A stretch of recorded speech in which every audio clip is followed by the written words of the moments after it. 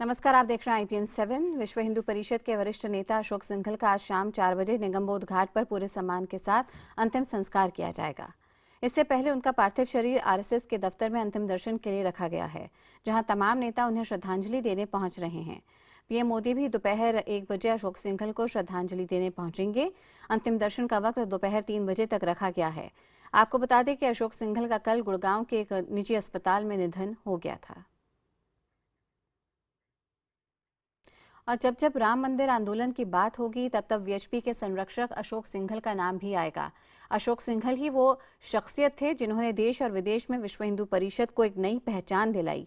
ये योद्धा आज इस दुनिया को अलविदा कह गया। 89 वर्ष के अशोक सिंघल ने गुड़गांव के एक अस्पताल में अंतिम सांस ली।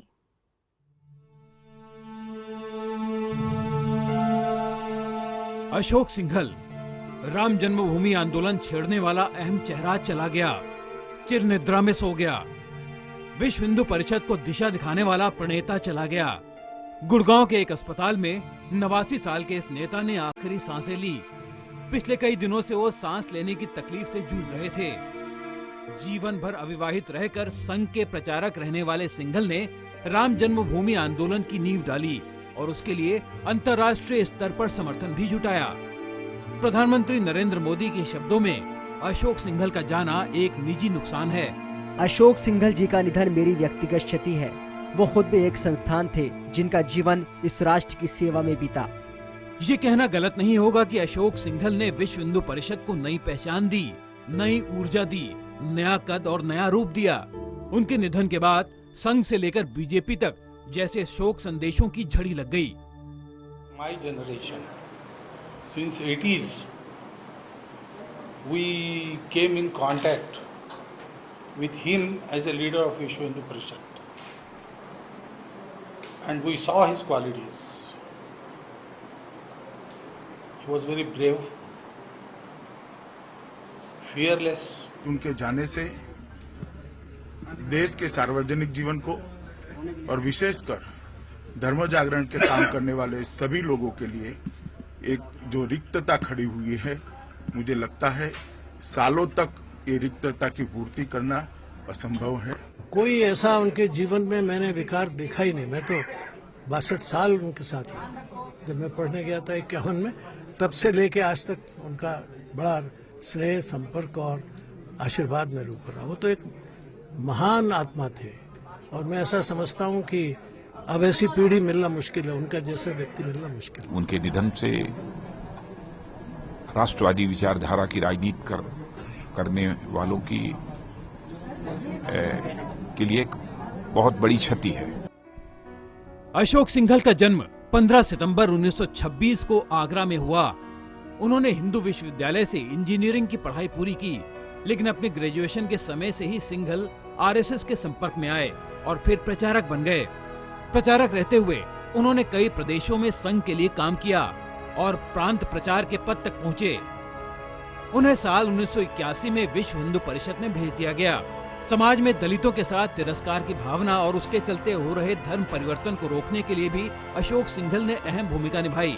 सिंघल की पहल से ही दलितों के लिए अलग से 200 मंदिर बनाए गए और उन्हें हिंदू होने की अहमियत समझाई गई।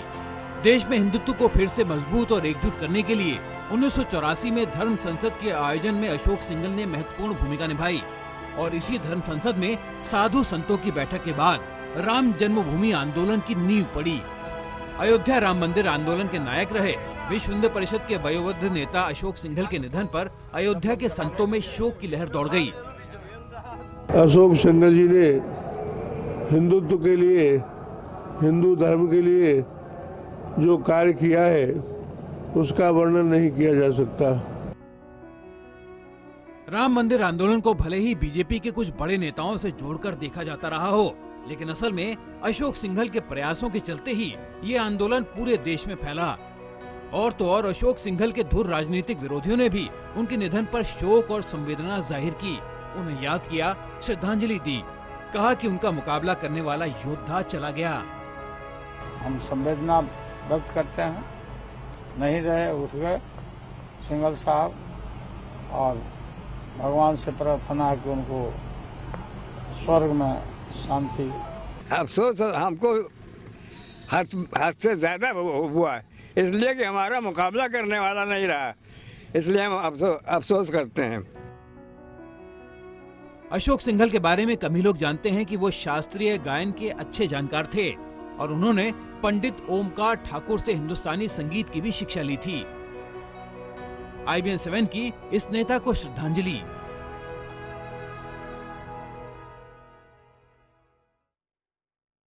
और आपको बता दें आज शाम 4 बजे अंतिम संस्कार किया जाएगा और सीधे रुख करते हैं हमारे सहयोगी विक्रांत यादव का।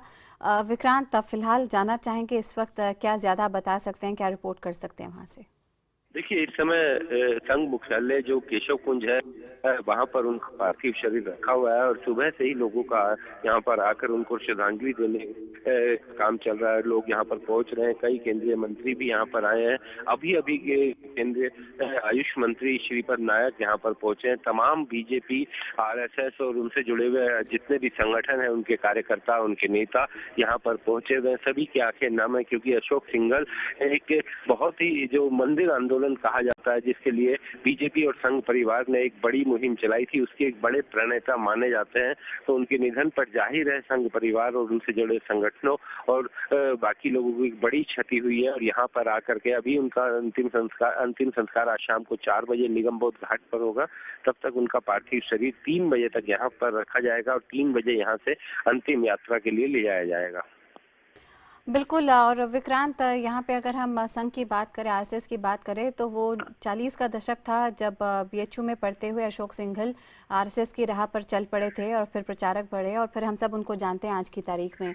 जाहिर तौर पर सिर्फ दिल्ली ही नहीं बल्कि अगर उत्तर प्रदेश के हम बनारस, कानपुर और इलाहाबाद के तमाम शहरों की बात करें तो वहाँ से भी लोग खासा जुड़ाव महसूस करते होंगे इनके साथ। देखिए, बिल्कुल अशोक सिंघल की जो ख्याति थी वो अंतर्राष्ट्रीय स्तर पर भी बन गई थी क्योंकि वो विहिप का जो अंतर्राष्ट्रीय अध्यक्ष भी रहे थे और विश्व हिंदू परिषद की देश और विदेश में भी कई शाखाएं थी जिनमें संघ के कार्यकर्ता जुड़े हुए थे। अशोक सिंघल मंदिर आंदोलन के लेकर के एक जो बड़ी भूमिका उन्होंने निभाई थी, उसको लेकर के संघ परिवार में उनकी एक बड़ी इज्जत थी, एक बड़ा नाम उन्हें माना जाता था और एक रणनीतिकार, बड़े रणनीतिकार वो संघ के प्रचार प्रसार में और किस तरीके से उसमें उसके कार्यकर्ताओं में, सदस्यों में वृद्धि की जाए, इसमें उनकी एक बड़ी भूमिका रहती थी। तो जाहिर बात है कि संघ परिवार के लिए एक बड़ा दुख का विषय ये इस समय उनका जो पार्थिव शरीर है वो यहीं पर संघ मुख्यालय में हेगड़ेवार जी की मूर्ति के ठीक सामने रखा गया है, जहां पर आज दोपहर को प्रधानमंत्री भी श्रद्धांजलि देंगे और बाकी तमाम केंद्रीय मंत्री और बीजेपी के तमाम सांसद, RSS से जुड़े हुए लोग और कार्यकर्ता तमाम यहाँ पर श्रद्धांजलि देंगे। 3 बजे तक ये पार्थिव शरीर यहाँ पर रखा जाएगा। सभी आम जन, VIP जो भी है सभी इनके दर्शन कर सकेंगे और 3 बजे अंतिम यात्रा के लिए रवाना होंगे। उनका पार्थिव शरीर लेकर यहाँ से निगमबोध घाट ले जाया जाएगा जहाँ पर उनका अंतिम संस्कार होगा। जाहिर तौर पे विक्रांत, और अगर हम बीजेपी के नेताओं की बात करें, उस पीढ़ी की बात करें, जवाहरलाल कृष्ण आडवाणी, मुरली मनोहर जोशी बीजेपी में बड़े पदों पर थे और संचालित कर रहे थे पार्टी को, ये वही समय था जब हमने बीजेपी को RSS और VHP के और नज़दीक आते और संघ परिवार को कंसोलिडेट होते हुए देखा था, जिसमें ये ज़रूर कहा जाता है और याद किया जाता है कि अशोक सिंघल, LK आडवाणी जैसे जो नेता थे उन्होंने अहम भूमिका निभाई थी। देखिए, बिल्कुल एक बड़ी भूमिका थी, चाहे वो LK आडवाणी हो, मुरली मनोहर जोशी हो, जो 90 के दशक में बीजेपी के एकदम बड़े नेता सब माने जाते थे। एक बड़ी हिंदुत्ववादी फोर्स भी के रूप में इन्हें देखा जाता था, बड़े प्रणेता रहे थे और मंदिर आंदोलन को लेकर के एक बड़ा आंदोलन भी छेड़ा गया था पूरे देश भर में और जिसमें अशोक सिंघल की भूमिका रही थी। बीजेपी के तमाम बड़े नेताओं की उसमें भूमिका रही थी। हालांकि उनके विरोधी भी थे जो उनके विचारों से इत्तेफाक नहीं रखते थे, लेकिन बावजूद इसके अशोक सिंघल को लेकर संघ परिवार, उनसे जुड़े हुए संगठनों और जितने भी अनुवांशिक संगठन थे उनमें एक बड़ी इज्जत थी, बड़ा नाम उनका माना जाता था। और जैसा कि हम सभी जानते हैं कि एक बड़ा आंदोलन छेड़ा गया था हिंदू राम जन्मभूमि मंदिर आंदोलन के लिए, तो इन सब चीजों में एक बड़ी भूमिका रही थी। और जिस तरीके से देश विदेश में उन्होंने संघ के कार्यकर्ताओं की संख्या में विस्तार किया, जिस तरीके से संघ को एक बड़ी ताकत मनाया। और ये आरएसएस और संघ और जितने भी संगठन है उन्हीं की ताकत थी कि लोकसभा चुनाव में भी एक बड़ी भूमिका इन सब लोगों ने निभाई। तो एक बड़ा बीजेपी और संघ परिवार के लिए एक बड़ा नुकसान इसे कहा जा रहा है कि अशोक सिंघल जी के अभी हाल ही में उन्होंने अपना 90 वर्ष में प्रवेश किया था जिसको मनाया गया था, और अब अचानक से ये खबर आना। विक्रांत, आप बने रहिए हमारे साथ। इस बीच आपको बता दें कि राजनीतिक जगत के सिर्फ बीजेपी आरएसएस ही नहीं बल्कि तमाम पार्टियों के जो नेता हैं वो आज अशोक सिंघल को याद कर रहे हैं। उनकी कमी खलेगी सभी को। आइए सुनते हैं क्या कहना है इस पर बीजेपी के विजेंद्र गुप्ता का और एनसीपी के तारिक अनवर का। आखिरी सांस तक मुस्कुराते हुए वो चले गए।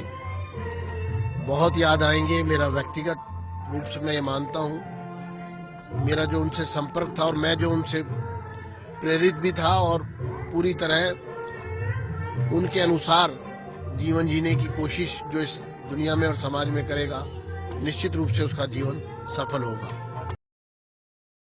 उनसे वैचारिक मतभेद हो सकता है और लेकिन उन्होंने एक समाज सेवी के रूप में उन्होंने काफ़ी काम किया है और जाहिर है कि उनके निधन से जिस विचारधारा के वो प्रतीक थे उसको ज़रूर उससे नुकसान हुआ है।